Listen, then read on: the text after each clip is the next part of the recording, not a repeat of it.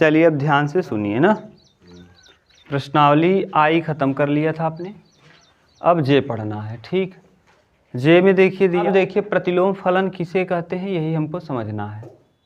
ठीक, तो देखिए प्रतिलोम फलन, प्रतिलोम से खुद पता चल रहा है प्रतिलोम, प्रतिलोम मतलब उल्टा।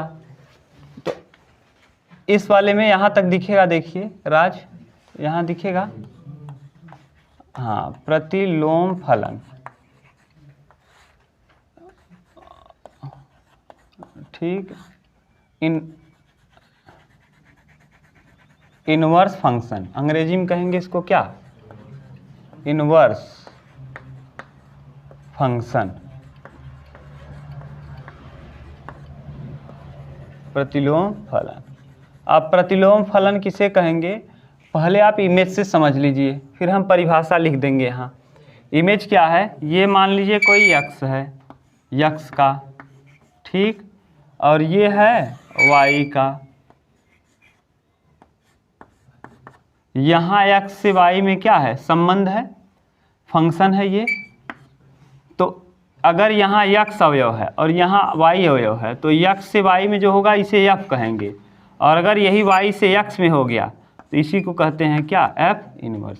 लेकिन यह जरूरी है कि यह जो फलन है ये एकाकी भी हो। और अच्छा, कोई प्रतिलोम फलन का प्रतिलोम निकालना तभी संभव है जब फलन एकाकी भी हो। और अच्छा, प्रतिलोम तभी निकलेगा जब फलन एकाकी और आच्छादक दोनों हो। प्रतिलोम निकालना तभी संभव है, नहीं तो नहीं। और एकाकी किसे कहते हैं, यदि एक का इमेज एक के साथ हो। और आच्छादक किसे कहते हैं न, सहप्रांत के सभी अवयवों का प्रांत में पूर्व प्रतिबिंब क्या हो, विद्यमान हो, तो उसे हम आच्छादक कहते हैं।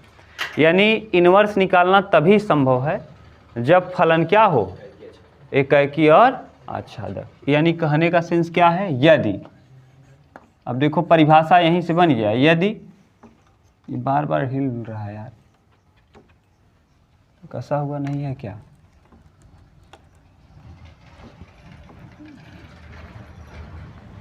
अब देखिए, यदि f such that x tends to y का प्रतिलोम,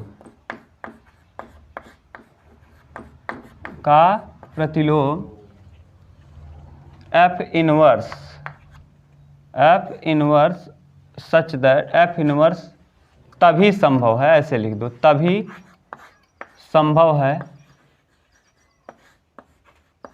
जब फलन क्या हो, एकाकी व आच्छादक हो, एकाकी व आच्छादक हो। ठीक, एकाकी भी हो और आच्छादक भी। अर्थात कहने का सेंस क्या है, ये है कि f such that x tends to y, f का y संबंध है, ये क्या है, एकाकी भी है, एकाकी आच्छादक फलन है, आच्छादक फलन है।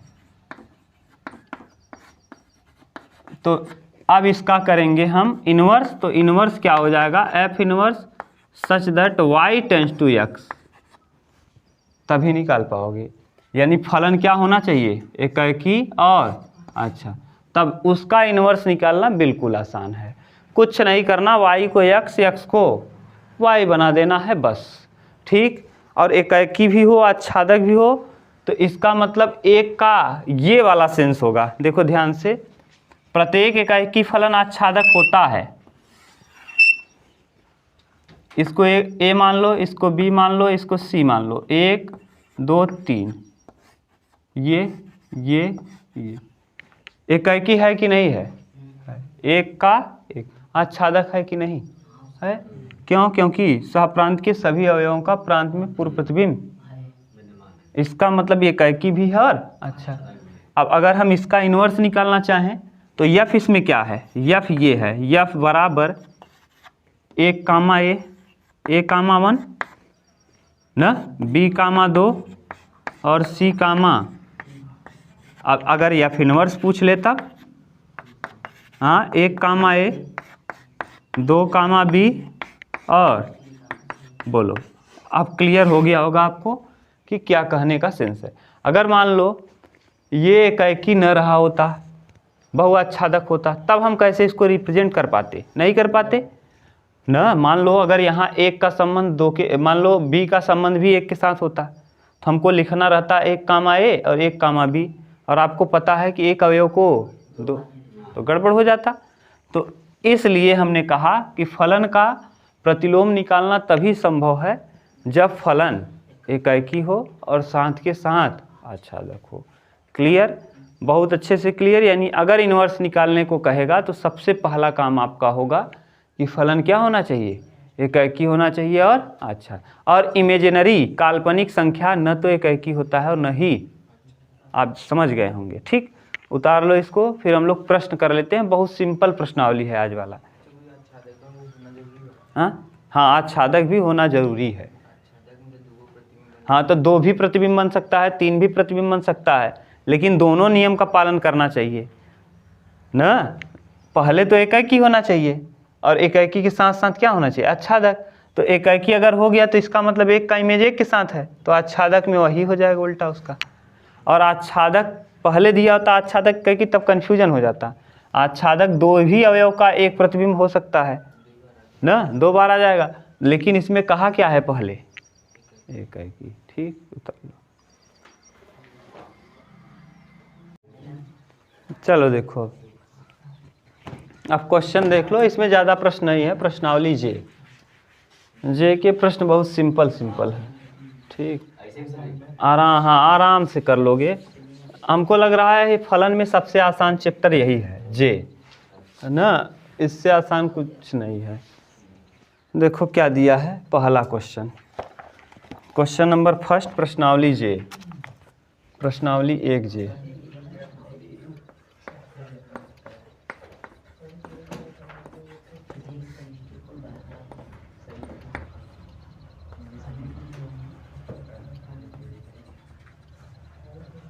पहला क्वेश्चन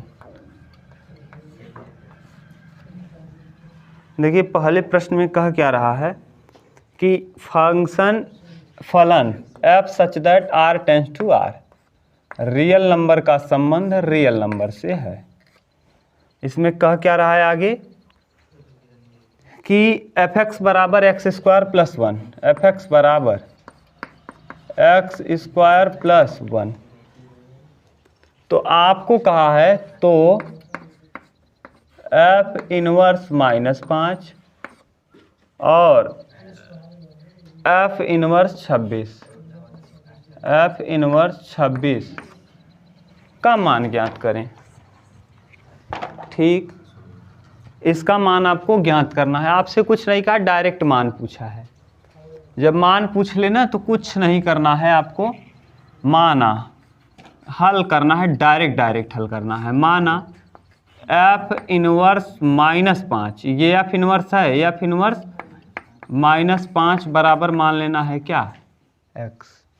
और अगर कोई भी इनवर्स है, इसका मतलब समझ लो पहले, जैसे इनवर्स लगा है ना, तो -5 बटे इसको कर देंगे f। इनवर्स मतलब इसकी पावर क्या है? -1, और माइनस वाले चीज़ों को हम लाएंगे कहाँ? और बराबर है क्या? तिर्यक गुणा करेंगे तो -5 बराबर f। लेकिन ऐसा ये तरीका होता नहीं है। अभी से आपको बता दिए हैं कि ये तरीके से ऐसे करना नहीं है, बटे उटे ले जाना नहीं है, क्योंकि उसके साथ फलन में लगा हुआ है। तो डायरेक्ट ये होता है, डायरेक्ट आप समझ के रखना, वो तो हम बताने को बता दिए। देखो डायरेक्ट हो जाएगा f(x) बराबर, ठीक, यानी जहाँ जहाँ f(x) की जगह हम क्या रख दें? -5 रख दें। फलन में f(x) की जगह हम क्या रख दें? तो f(x) बराबर दिया क्या है? एक्स स्क्वायर प्लस 1, इसकी जगह कितना? बराबर एक्स स्क्वायर प्लस 1, इधर आएगा तो -4 और -5 -6 एक्स स्क्वायर।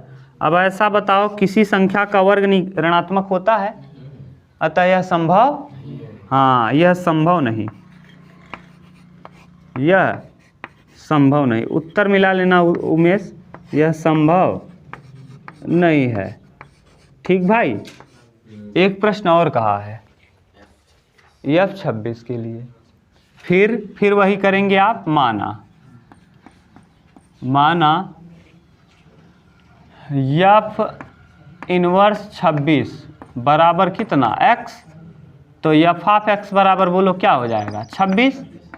आप f ऑफ x बराबर दिया है भैया, f ऑफ x बराबर दिया है x स्क्वायर प्लस 1, और f ऑफ x का वैल्यू आपने निकाल लिया 26 बराबर x स्क्वायर प्लस 1, तो x स्क्वायर बराबर 25, 26 में से घटाएंगे तो x बराबर आ जाएगा क्या प्लस माइनस 5। ये संभव है। एक बार x कामा 5 होगा, एक बार x कामा माइनस 5 होगा। ठीक, देख लो x बराबर -5 और x बराबर +5, ये दोनों ही संभव है। क्यों? क्योंकि फलन कैसा है, रियल नंबर है, और रियल नंबर में ऋणात्मक संख्या भी आती है, लेकिन वर्ग में कोई नहीं आता। यहाँ कहेंगे सर यहाँ भी तो ऋणात्मक है लेकिन वर्ग वाला है, और किसी का वर्ग कभी ऋणात्मक नहीं होता। उत्तर देख लो, यही दिया होगा। ठीक भाई, हल कर लो, उतार लो इसको, तब हम लोग नेक्स्ट कर लें। ठीक, क्या हुआ जे है ना उमेश, प्रश्नावली जे 1।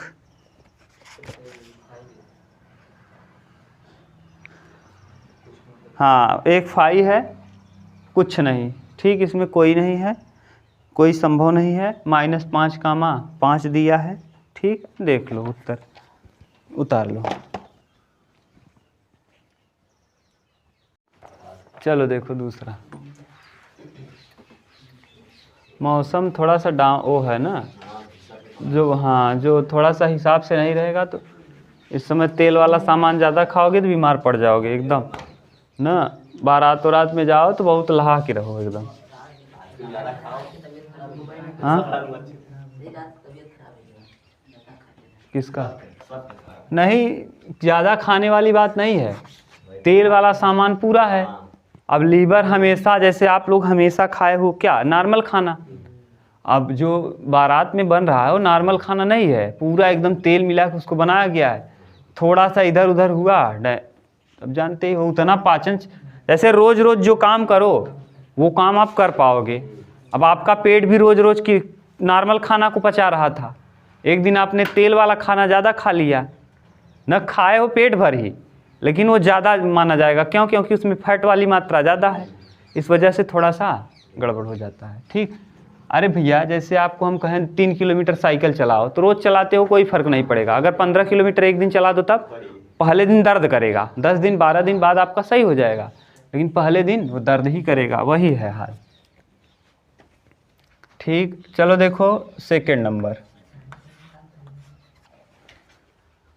F such that IR irrational number, समझ रहे हो ना? IR का मतलब इरेशनल नंबर यानी अपरिमेय संख्या, और f ऑफ x बराबर 4x minus 3, sorry 4x minus 5, ठीक, द्वारा परिभाषित है। तो f इनवर्स -1, f इनवर्स 1 ज्ञात कीजिए, 1 का मान ज्ञात कीजिए। बोलो, f इनवर्स 1 ज्ञात करना है।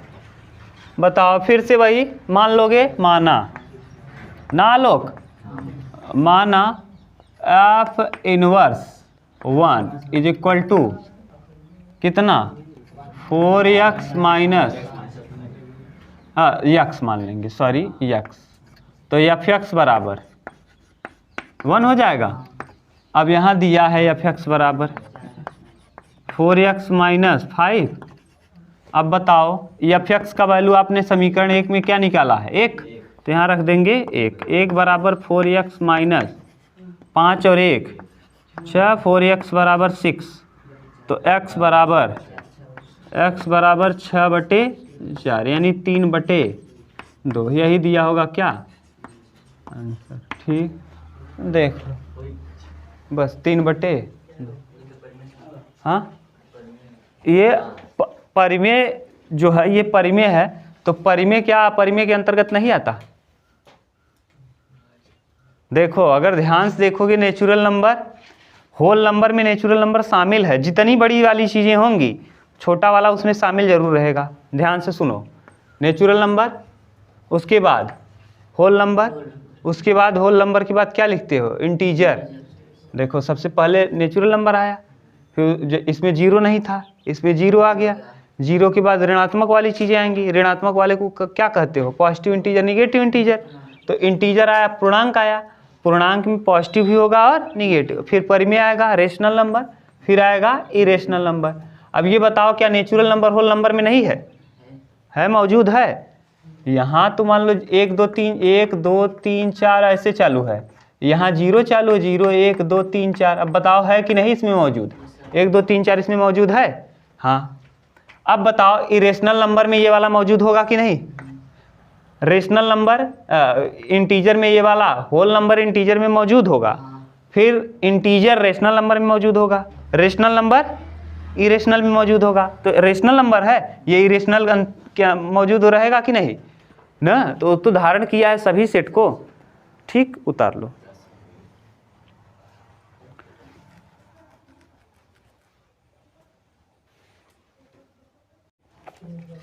चलो देखो तीसरा क्वेश्चन नंबर थर्ड क्या कह रहा है कि f such that Q tends to Q comma fx बराबर 6x + 7 न से परिभाषित है और x बिलोंग्स टू Q। तो Q परिमेय संख्याओं का समुच्च हो तो F इनवर्स y का मान ज्ञात करना है। का मान ज्ञात करो, F इनवर्स y, ठीक, F इनवर्स y आपको ज्ञात करना है। देखो मान लो, इधर सुनो, माना यहाँ क्या दिया है y ना, जैसे यहाँ 18 दिया तो 18 मानते थे, y दिया है तो y मान लेंगे। माना f ऑफ x या f इनवर्स y बराबर x, f इनवर्स y जैसे वहाँ जो देता था वही मानते थे, बराबर क्या यही मानते थे। अभी f इनवर्स 18 बराबर x माना था, अब fx बराबर क्या हो जाएगा, y हो जाएगा, ठीक। अब y आ गया, अब रख दो, फलन आपका दिया क्या है, ये समीकरण 1 मान लो, दिया फलन आपका है fx बराबर 6x + 7, fx की जगह क्या पुट करना है y, तो y बराबर 6x प्लस, अब y के पदों में नहीं x के पदों में कन्वर्ट कर देना है। तो y बराबर, अब y बराबर दिया है 6x + 7, 7 को लाओ इधर, तो 6x बराबर हो जाएगा y - 7, x बराबर क्या आ जाएगा, y - 7 बटे 6, यही x का वैल्यू है और ये x किस में बिलोंग करेगा, x बिलोंग्स टू Q, ठीक, यही x का मान आएगा। देख लो ये दिया होगा, y का वैल्यू केवल 7 को छोड़कर 7 रखोगे, 7 - 7 उतारो, देखो क्या दिया है उत्तर। हाँ चलो देखो नेक्स्ट,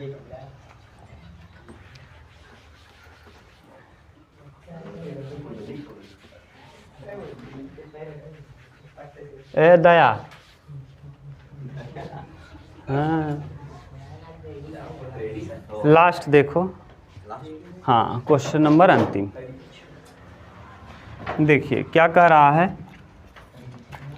कि fx फलन दिया है, फलन फिर वही है f such that r tends to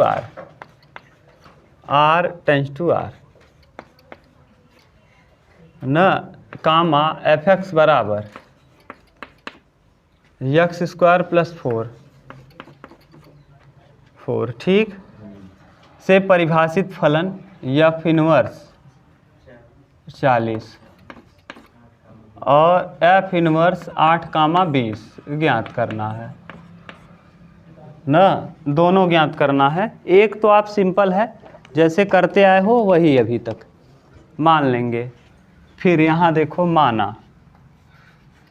माना f inverse is equal to f inverse 40 is equal to क्या एक्स, तो एफ ऑफ एक्स बराबर क्या हो जाएगा 40। समीकरण मान लो इसको 1। एफ एक्स बराबर पता है आपको, एफ एक्स बराबर दिया क्या है एक्स स्क्वायर प्लस 4। 40 रखोगे यहाँ तो 40 बराबर एक्स स्क्वायर प्लस 4, तो इधर आएगा 36, एक्स स्क्वायर बराबर 36, तो एक्स बराबर क्या हो जाएगा प्लस माइनस 6। ठीक, यानी एक्स का दो वैल्यू आ जाएगा, एक एक्स बराबर प्लस 6 और एक एक्स बराबर माइनस 6। एक तो उत्तर ये हो गया पहले के लिए। अभी एक और दिया है उस तरफ कर लो, ये 8 और 20 के लिए एफ इनवर्स एक बार 8 रखेंगे, एक बार एफ इनवर्स 20। तो देखो एफ इनवर्स 8, एफ इनवर्स 8 बराबर मान लेंगे x। ठीक, एफ इनवर्स 8 बराबर x, तब यहाँ रखेंगे F of x. F of x बराबर कितना 8 रख दो, एक्स स्क्वायर प्लस 4 बराबर 8। कैसे रख दिए, यहाँ एफ एक्स की जगह हमने क्या पुट कर दिया 8 और दिया क्या है एक्स स्क्वायर प्लस 4, तो 4 उधर जाएगा, 8 में 4 घटाएंगे 4, तो एक्स स्क्वायर बराबर 4, तो एक्स बराबर प्लस माइनस 2, यानी एक्स का दो वैल्यू संभव है। एक एक्स का वैल्यू क्या है +2 और एक एक्स का वैल्यू -2। अभी 20 रख लो, F inverse 20, F inverse 20 is equal to कितना x। 20 बराबर क्या रख देंगे x, तो एफ ऑफ एक्स बराबर 20। ठीक, तो अब एफ ऑफ एक्स का वैल्यू दिया है, क्या दिया है भैया 20 बराबर कितना एक्स स्क्वायर प्लस 4, तो एक्स स्क्वायर बराबर कितना 20 माइनस 4 16, तो एक्स बराबर प्लस माइनस 4। अब एक्स बराबर प्लस माइनस 4, दो वैल्यू आएगा, एक्स का एक 4 आएगा और एक्स का एक -4 आएगा, यानी दो मान संभव हुआ, एक y के लिए और एक x के लिए। यानी x का जो मान है ये देखो इस तरीके से दे दिया होगा, x जो है वो -2 से लेकर यहाँ 2 तक होगा, और या y बराबर जो होगा ये प्लस माइनस ना -2 से 2 तक, और यहाँ या फिर ऐसे दिया होगा प्लस माइनस x का +2 से +4 तक। उत्तर मिलाओ, देखो क्या दिया है,